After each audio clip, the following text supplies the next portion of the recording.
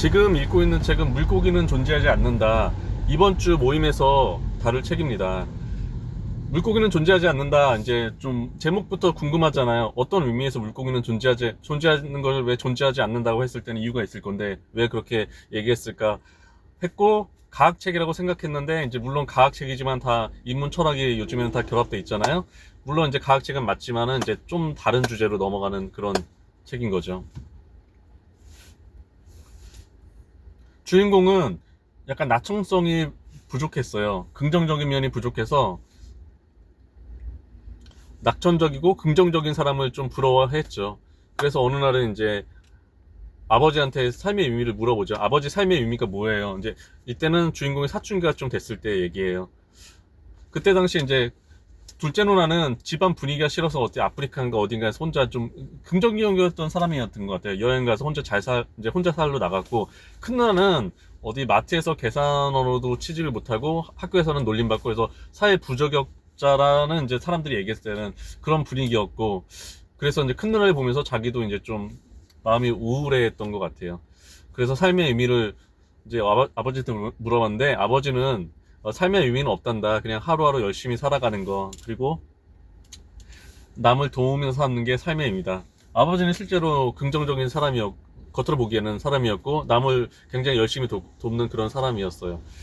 그래서 주인공은 그때 이제 청소년기니까 자아가 발전하잖아요. 그때 당시에 이제 자아가 발전할 때 남을 도우면서 삼는 게 삶의 의미인가? 그렇다면 내 자아는, 나는 중요하지 않다는 의미인가? 그렇게 생각을 했던 것 같아요. 그래서 어떤 롤모델을 찾았던 것 같아요.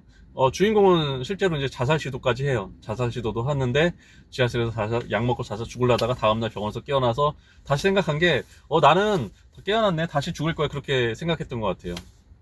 그런데 그런 시도를 하기 전에 또 이제 만난 게, 이제 알게 된 게, 데이비드 스타 조던이라는 그 당시에 굉장히 유명한 그 고생물학자, 그 당시에 돌아가셨지만은 이제 아무튼 그 사람의 불굴의 위지, 물고기를 분류해서 자신의 연구실에 몇 년간을 물고기를 분류해서 유리병에 담았는데 지진이 나서 다 깨지면서 분류했던 게 소용 없어진 거야. 그런데 처음부터 다시 시작하는 그런 사람이었어요.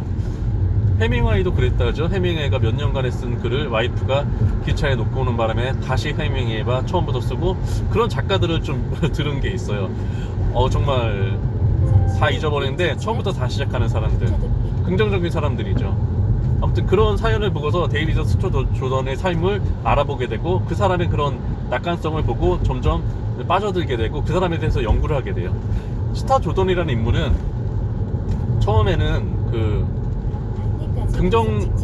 굉장히 낙천적인 소녀였던 것 같아요. 그러니까 어렸을 때부터 이제 작은 것을 보고 좀 관심을 기울이고, 남들이 보지 않는 꽃이라든가 남들이 보지 않는 식물들을 보고 관심을 기울이고, 그런 좀 똑똑했던, 그리고 어떤 천진난만하고 순수한 소년이 생각나잖아요. 근데 그 스타 조던이 그때 당시에 스타 조던 시기에 청년이 됐을 때 그 유명한 그 생물학자 아가씨라는 사람이 주최하는 어떤 부유한 부자가 섬을 기증해서 그 섬에서 연구할 수 있는 기회를 줘요. 그래서 아가씨는 거기에서 섬에 육지에서 멀지도 않고 굉장히 다양한 생물들이 자리 잡고 있고, 너무 크지도 않고 연구하기에 너무 작지도 않은, 길을 잃어버리지 않을 정도, 그렇다고 해서 너무 작지도 않은 그런 섬에 많은 청년들을 모집해서 연구를 같이 시작을 해요.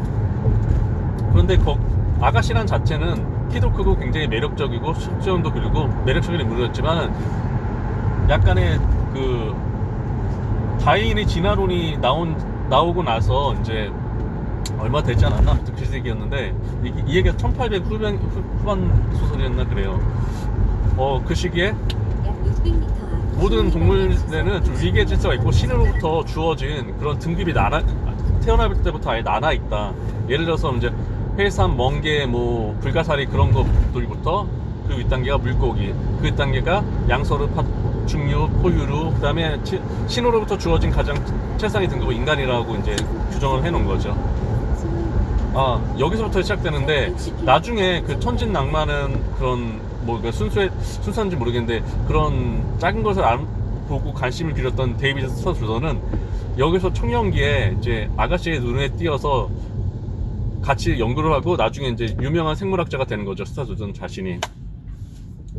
그런데 아가씨의 영향인지는 모르겠지만 인간을 나중에는 우생학이라는 학문을 추종하게 되고 인간도 이제 뭐 필요한 인간, 필요 없는 인간으로 분류를 하게 되는 그런 운동을 하게 되고 오류가 나타나는 거죠. 그래서 주인공은 그 스타 조던의 자신감을, 긍정성을, 꺾이지 않는 그 위지를 굉장히 좀 추종하고 좋아하게 되는 거죠. 연구를 가답하다 보니까 그 사람에 대해서 좀 알게 되고.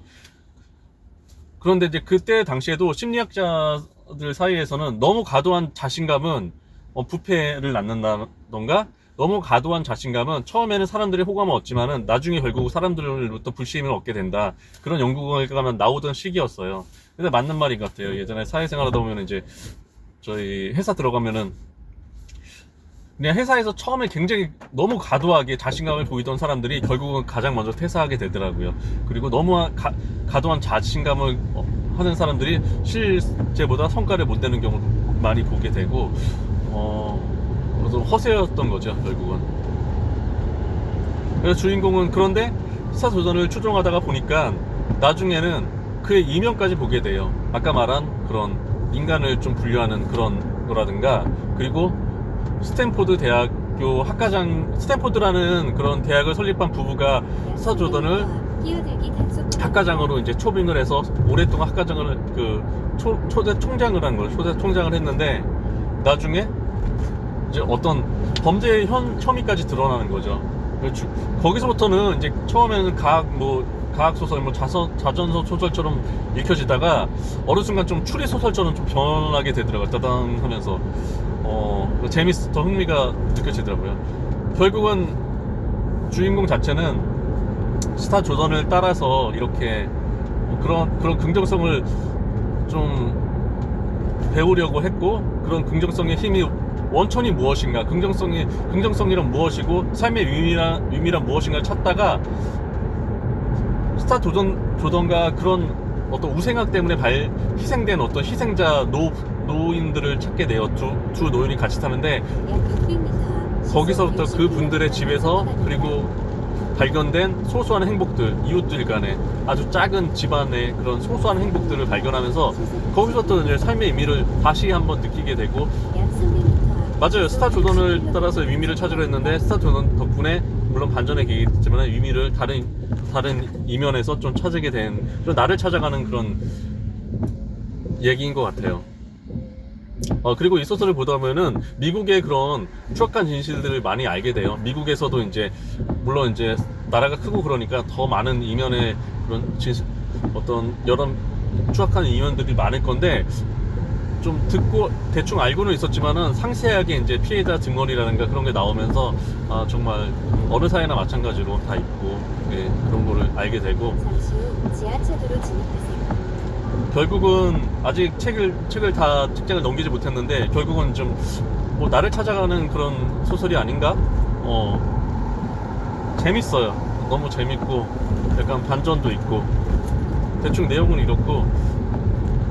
그래서 이 책은 물고기는 존재하지 않는다는 책은 잘 읽었고 잘 읽고 있고 권장하고 싶은 그런 책입니다.